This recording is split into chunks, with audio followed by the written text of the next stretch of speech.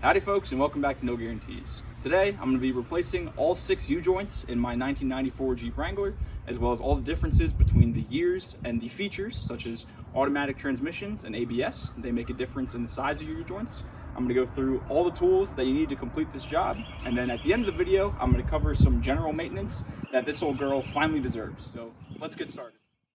So here is everything that I'm going to be going over today. I've got all 6 U-joints, a fuel filter, some seafoam. I'm going to run through the fuel system, a steering stabilizer, and I think this is an air filter for one of these. I found it in the basement. I think it was originally for that, but I'm not sure. So the reason I have 3 different stacks of U-joints here is for this Jeep, because it's an automatic ABS, we have to play around with different sizes. So these 2 over here are for the front axle shafts. If yours has ABS, like this one does, that means that your 2 front axle U-joints are larger. So these ones are actually larger than these 3. Now the reason I only have 3 here instead of 4 is for the mid-year 1994s and later, meaning half of 1994 and all of 1995, they have a larger rear U-joint. And by rear, I mean this back one by the axle. This one is larger than the other 3, which are all the same. And by other 3, I mean right here at the back of the transfer case, front of the transfer case, and at the front axle.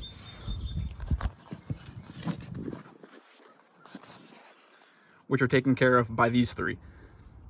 If your Jeep is mid-1994 and earlier, you will have 4 of the exact same for this purpose. And then these 2 are different. I'll show why when I pull these out of the boxes. Here is everything that I can think of that I'm going to need for this install. If there's anything else that I come across, I'll put it in a note either at the top or the bottom of the screen so you guys can have everything ready when you go into this job. The most important thing of this entire list is your wheel chocks. Now, I only have 1 because the other 2 are being occupied right now. But this is the most important thing because you'll be pulling those drive shafts out of the Jeep. There will be nothing holding this thing back. Fortunately, I have a very flat driveway, and most of the time I can get away without using them, but it's definitely worth mentioning. You also need a jack and some jack stands to hold up the front of the Jeep when you get to working on the 2 front axle shafts. Now getting into the actual tools, you'll need some ratchets, some extensions, some sockets. The most important ones that I could think of are a 13, a 5/16. This is an 18, which I use to pound the U-joints out of the drive shafts. And then these larger ones I use to hold up the drive shaft when you're actually pounding the U-joint out. The next thing I could think of is a super small Allen key. I use this to try to clean out the channels on the inside of the drive shaft that are used to hold in the snap rings. A small pick would definitely work as well. I just don't have one. I think you can also do the same with a small screwdriver. I've also got a hammer and a rubber mallet for pounding those U-joints in and out. I like to use channel locks to pull the caps off the U-joints once I get them sticking out of the drive shaft, as well as some needle nose pliers to pull out those C-clips. I've also got some blocks of wood that are nice to bang on to keep you from marring up things. Some shop rags and some brake clean for cleaning everything as you go through, because I hate putting dirty parts back on the Jeep. You'll also need an axle nut set. If I open this up, the one that you'll need for this job is the 36. This is for the 2 axle nuts by each front tire. You also need to replace the cotter pins after you go through taking them out. And something else I also highly recommend is some sort of torch to heat up the bolts. The last time I did these, the 3 12-point bolts that hold the hubs onto the axle, they're a real pain. So having some heat definitely helps you out there. And then these are the optional things that I decided to use, but again, they're completely optional. I have some super high grit sandpaper. I will use that to be sanding all the surfaces for the U-joints and for the slip yoke, just to give it a nice clean finish before I put it back on. Also some black paint and some painter's tape if you want to paint your drive shafts before putting that back on. And then you don't need an impact, but I probably will be using one. So now that we've gone through everything here, we can get started. Now I was thinking about this earlier, and I think the best idea, or the best one to start with, is going to be that front drive shaft, because you can completely pull that front drive shaft out of the Jeep and it'll still run and drive just fine if you happen to mess up or you bought the wrong U-joints or whatever. But if you start on the rear drive shaft or the front axles and you mess something up, then, well, you're kind of out of luck. I'm definitely going to start with that front drive shaft, and then I'll move into the rear drive shaft and then the 2 front axles. Now that we're down here, there's 8 bolts that we're gonna have to tackle. 4 up here and 4 tucked back in here, attaching it to the transfer case. That's why I've got all these extensions, is so I can reach around that pan and get on those 4 bolts. So now I'm gonna go ahead, take this, loosen all 8 bolts, and pull out that front drive shaft. Now that we've got the drive shaft out, we can get to pulling out the U-joint clips, which are these little guys in the ends of the drive shafts. There are 2 types of clips that we're gonna be experiencing on this Jeep. The first kind are these, which are external clips, meaning they're on the outside of this drive shaft ear. And we're also gonna be working with some internal clips, which is what we're gonna find on the front axle shafts. So I'll show those once we get there. The 2 tools I like to use to remove these are some needle nose pliers and a flathead screwdriver if they're a little more stubborn. Most of the time, I find if you get in there with the needle nose pliers and you twist a little bit, they come right out. So that's 1 on this front drive shaft. We have 4 in total to do, 2 on each U-joint. I'm gonna do those 4 and then I'll be right back with you guys. For removing these U-joints, I like to use a hammer. I've got 2 sockets here, an 18mm and a 1 1/16. So this one is going to be the cup that we push the U-joint into. As you can see, it lines up perfectly with the outside here. So I rest it like this underneath, and then we can take this 18mm socket, put it on the inside, and pound that U-joint out into the cap. Now, please, please, please do your best not to hit the ear of this drive shaft. I've seen lots of drive shafts where people make that mistake, and you can always see because they have little cracks in the end of them or little chips taken out of them or whatever. And at that point, I would not be comfortable to run the drive shaft. So definitely be careful when you're hitting these things out. Now you'll notice you saw me check a couple times to see how far along this cap was from falling out. Something I always make sure to do is not hit the U-joint down too far, because if this cap falls out of this side while you're trying to get this one down, it can be a real pain to try to line this cap back up with this from the inside trying to go out. I had that happen on a previous U-joint I did, and I ended up having to cut the old U-joint with an angle grinder. So definitely be careful not hitting it out too far. Once I get the cap to somewhere around this much stick out, I like to take my channel locks and you can pull that cap out. That cap was really fighting me. I didn't quite have the gusto with the channel locks, but I was able to get the vice grips on it. And when it was in there, you can kind of twist and pull out at the same time, and eventually that cap will let go. Now we can take that same 18mm socket, drop it there in the top, put our 1 1/16 back underneath, and pound this U-joint out the other way to get the other cap off.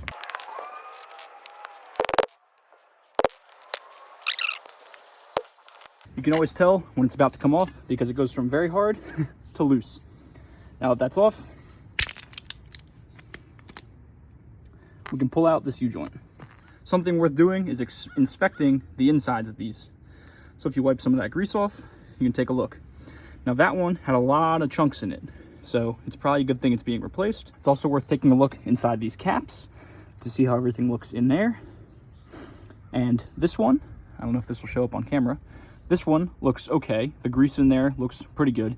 This one, the grease is very dark and there are some chunks in it, so I could tell which side these came off of. But either way, now that we have this out of here, we can do the exact same process on the other end of the drive shaft. So I'm not gonna bother recording this. I'm just gonna get to it and I'll be back with you guys once I have it out. Both U-joints are out of the front drive shaft. Here's where some of the optional stuff is gonna come into play. I have my bottle of degreaser.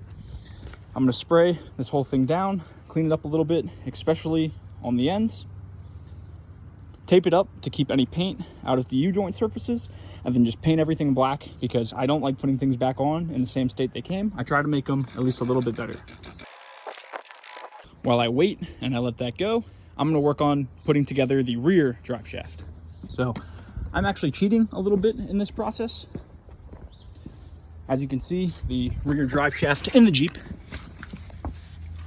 is still there, but everything else down here is kind of covered in a thin film of oil because everything down here used to leak. So this drive shaft looks out of place. It's very rusty. Well, that drive shaft actually came out of a parts Jeep that I had because the one in the parts Jeep had better U-joints than the one that I had. So I've already pulled the U-joints out of the one that I had and I painted it to try to keep this video moving quickly. So I'm going to tear all the tape off of this drive shaft and show you guys how to install U-joints on this one. And then I'll take care of the front drive shaft off camera to keep everything moving. The front drive shaft is all one piece, meaning the slip yoke is internal to the drive shaft. When you take out the U-joints, it all stays together. The rear drive shaft is not the same way. One of the U-joints is inside of the drive shaft. So it's very important to keep the two pieces aligned. I took a red paint marker, put 2 dots, one on each side, so that when I put this back together, I make sure everything is aligned properly. That's because these drive shafts have weights in them. Here, here, same thing on there. And these weights keep everything in balance so you don't get a wild vibration while you're driving. So definitely make sure to keep your two pieces aligned. Here are the 2 U-joints for the rear drive shaft. You can clearly see that this one is much larger than its front counterpart. Put it on top, makes the difference even clearer. So like I said, for mid-year 94 and later, they have this larger rear U-joint, but every other one, it'll be this smaller one that's the same 2 as in the front drive shaft. So the U-joint installation process is exactly the same as the removal process, just in reverse. You pull off 2 caps. There's a small amount of grease in here from the factory. That's perfectly fine. I'll grease them myself before I run them. But you want to make sure that all these needles are facing upwards like this.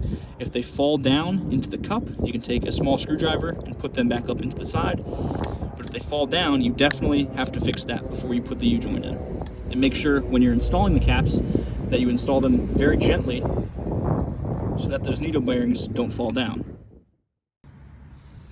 I've got the drive shaft supported on blocks of wood just to keep it off the pavement to try to keep everything from scratching. Now I can gently take a hammer and put these caps on. I've already aligned both of them up, so I just need to press this one on and then we'll be good to go. Once you get close like this, we're going to have to do the same thing we did when removing them. Take that small socket, line it up,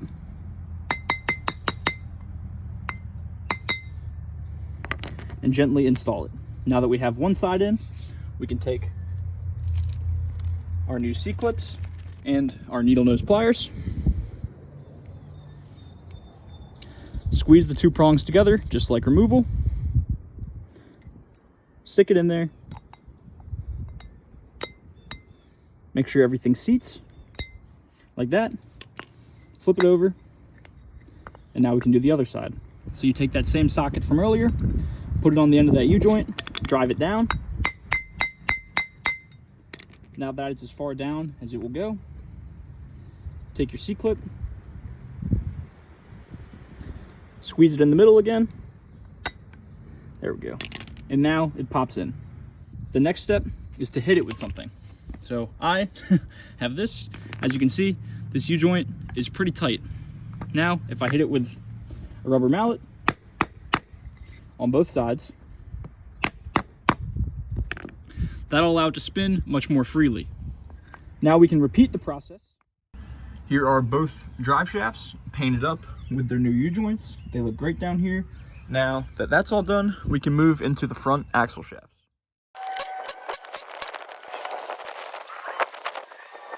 The 2 brake caliper bolts are 12mm. There we go. Once you get the caliper off, this will be a good time to check your rotor, check your brake pads. Everything in mine has been replaced relatively recently, so I'm not too worried about it. The next thing is to make sure that your caliper is not dangling from the brake line. So on these, I like to just put it up on top of everything and let it sit. Now we can pull off our rotor. Now we can pull out that cotter pin. This all comes off. Now we can get our axle nut. Alrighty, well here is the winning setup. I got some heat on the nut, got some PB Blaster on the nut, and then I was eventually able to get a jack underneath the end of the breaker bar.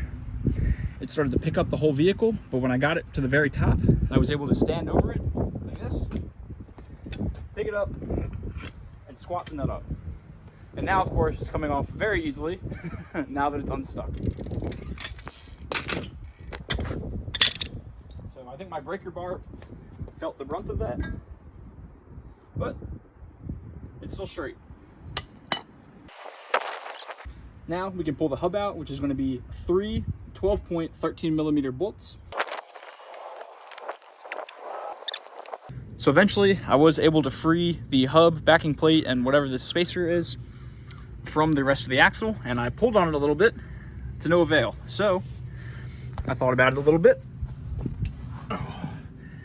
and I had previously done a CAD delete, meaning I deleted the center axle disconnect from this front axle.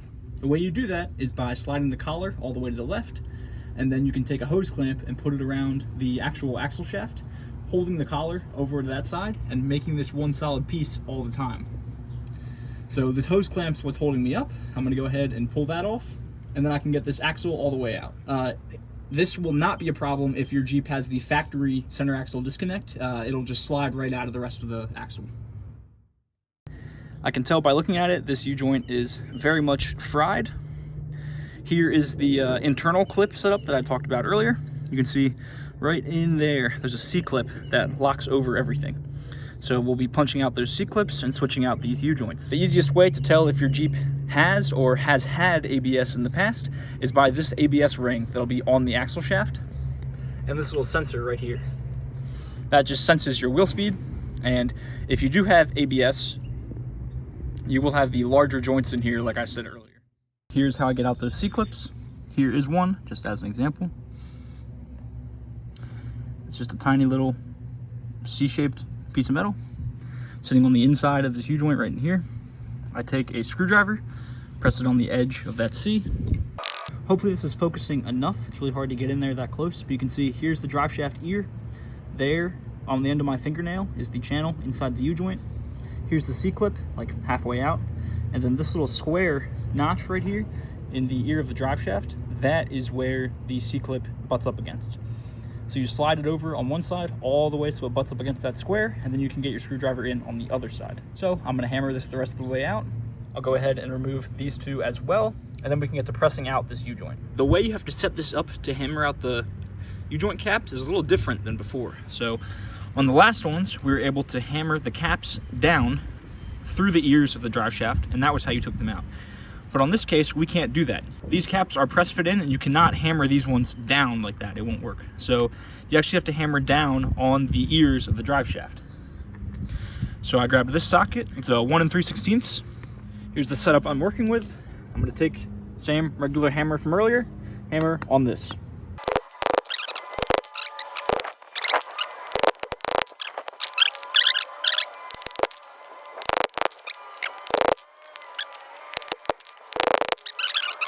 So I'm gonna give these the same treatment of some sandpaper on the inside with some brake clean to clean everything out afterwards, and then we can get to installing the new U-joint in the axle shaft. Similar strategy, pull 2 of the caps off, seat it inside the drive shaft, or at least I guess in this case it's the axle shaft.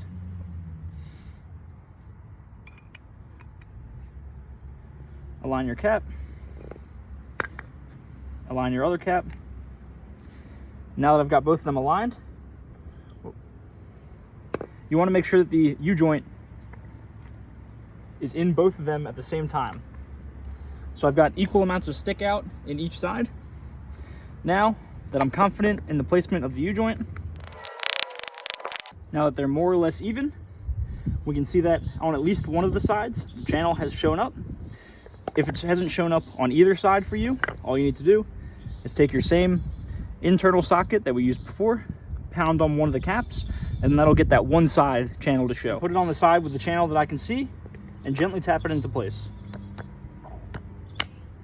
I do find with these, instead of small tiny taps, it's better to give them just one big tap, and then they mostly pop right into place. So now that this one is seated, I can flip this over, take my internal socket that we were using before. Now this channel is showing through. We can take a clip and bump it into place. So now both those are lined up. We can give each ear some strikes with the rubber mallet.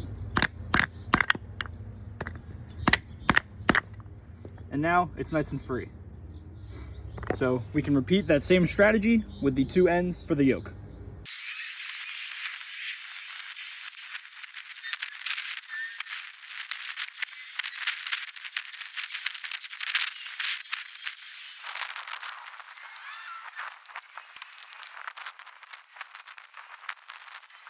I know the way I did that is gonna make somebody mad.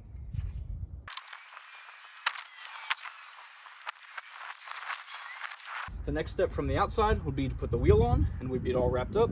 But before I put the wheel on and get rid of all my room, I want to put on my CAD delete cover plate. So I'm going to crawl under and do that off camera because I can't really video it, and then I'll be right back with you guys and we can finish up with all the general maintenance items. I'm kind of running out of daylight here, so I'm going to try to move quick. For your steering stabilizer, here it is. We got one bolt right back up in here, this guy right here. And then we've got one nut, which is a castle nut with a cotter key. I forgot, these things are a press fit, so I've got it baking in the sun. I'm gonna run back and do the fuel filter while we wait for this to heat up. Somebody's definitely been in here before me, as you can see by this retrofitted angle piece of iron.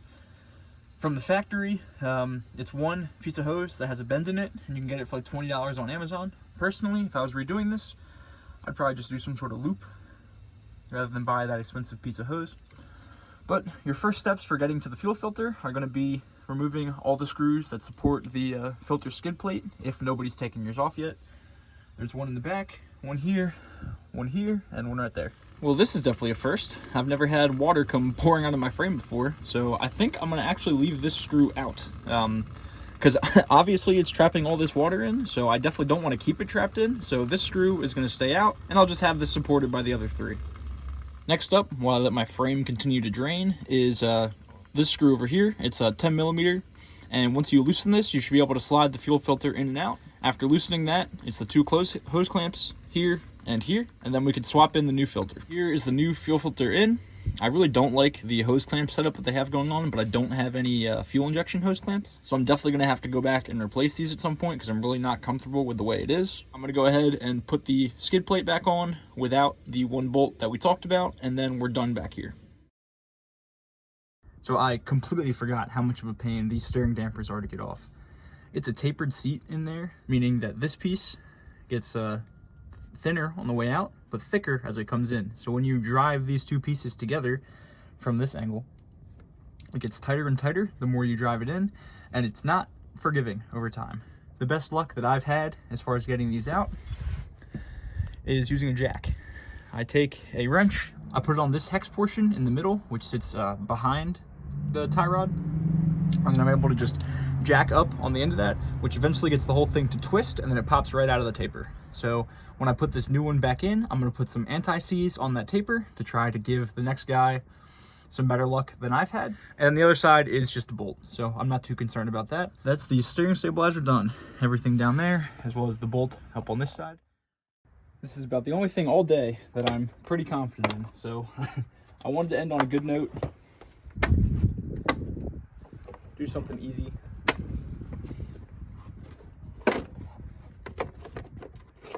I have no clue how long this thing's been in there for, but it actually doesn't look that bad.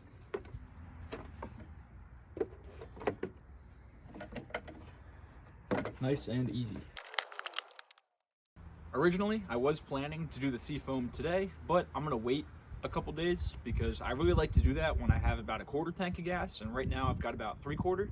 So that's going to be all for me today. We got a lot done. It's been a long day. I've been out here for about 12 hours now. But thank you all so much for watching, and I'll see you next time on No Guarantees.